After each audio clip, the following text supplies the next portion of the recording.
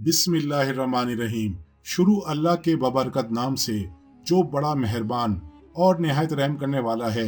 मोहतरम अजीज दोस्तों, आज की इस वीडियो में हम पेश करने जा रहे हैं एक ऐसा वाकया जिसे सुनकर आपका ईमान ताज़ा हो जाएगा।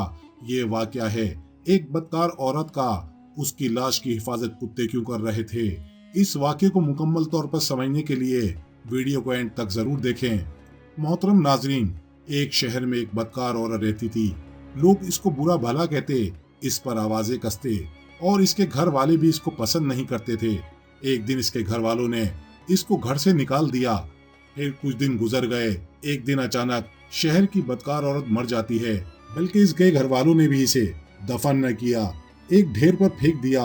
हजरत मूसा अलैहिस्सलाम जब कोहे तूर पर अल्लाह ताला से बातें करने गए तो अल्लाह ताला ने फरमाया, ए मूसा, बाकी की बातें बाद में होंगी, पहले जाओ, मेरी एक कनीज की लाश एक कचरे के ढेर पर पड़ी है, उसे गुस्ल दिलाओ, इज्जत के साथ दफनाओ। हजरत मूसा अलैहिस्सलाम कोहे तूर से वापस आए और इस शहर में दाखिल हुए। तलाश करते करते एक जगह देखा कि एक कूड़े के ढेर पर एक लाश पड़ी हुई है और इसके इर्द गिर्द 4 कुत्ते रखवाली कर रहे हैं ताकि कोई परिंदा लाश को पामाल न कर सके। हजरत मूसा अलैहिस्सलाम ने इसके घर का पता पूछा और उनसे कहा कि लाशों को उठाने में मेरी मदद करो। औरत के घर वालों ने कहा, हम इस लाश के करीब भी नहीं जाएंगे। ये एक बदकार औरत थी जिसने अपनी सारी जिंदगी गुनाहों में गुजारी। पूरे शहर में हर कोई भी इसकी लाश को उठाने से इनकार कर रहा था। हजरत मूसा अलैहिस्सलाम अपने भाई हजरत हारून अलैहिस्सलाम के पास गए और कहा कि लाश को उठाने में मेरी मदद करो। दोनों नबियों ने लाश को उठाया और फिर जब गुस्ल देने की बारी आई तो शहर की कोई भी औरत इसको गुस्ल देने के लिए तैयार नहीं थी। ये देखते हुए हजरत मूसा अलैहिस्सलाम ने अपनी जोजा और अपनी बहन को हुक्म दिया कि इस औरत को गुस्ल दो। गुस्ल के बाद अपने भाई हजरत हारून अलैहिस्सलाम की मदद से इस औरत को दफन किया। दफनाने के बाद आप जैसे ही वापिस आ रहे थे तो शहर के लोग आपके सामने आ गए और सब मिलकर आपसे कहने लगे, ए मूसा अलैहिस्सलाम, आप हमें इस बात की वजाहत दो कि एक बदकार औरत को इतनी इज्जत क्यों दी, या फिर वो कलमा जो आप अलैहिस्सलाम ने पढ़ाया है, हम आपको वापिस करने आए हैं। हजरत मूसा अलैहिस्सलाम ने लोगों से फरमाया, ए शहर के लोगों, मुझे जो हुक्म अल्लाह ने दिया है तो मैंने उस हुक्म की तामील कर दी। हाँ, अगली बार जब मैं कोहे तूर पर गया तो तुम सबको तुम्हारे सवाल का जवाब मिल जाएगा। ये सुनकर लोग वापिस चले गए।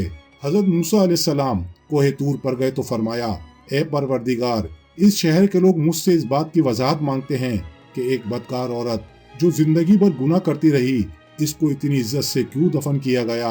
अल्लाह ने फरमाया, ए मूसा, ये औरत वाकई बदकार थी और इसकी सारी जिंदगी बदकारी में गुजर गई, मगर एक दफा एक ऐसी जगह से गुजर रही थी जहां एक कुतिया प्यास की शिद्दत से मर रही थी।